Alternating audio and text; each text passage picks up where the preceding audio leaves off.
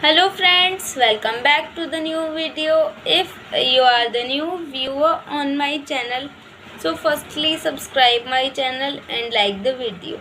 So today's video title is how to increase font size in your mobile phone. So let us start our video. Firstly, we will click on the setting icon. Here you will see. Click on that.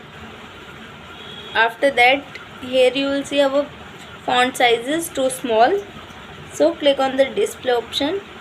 After that, here you will see the font option. Click on that and increase the increase the font size according to you. I want that, so click on that. After that, click on the done option.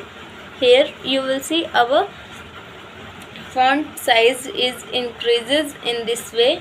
So I hope this video helps you to increase font size.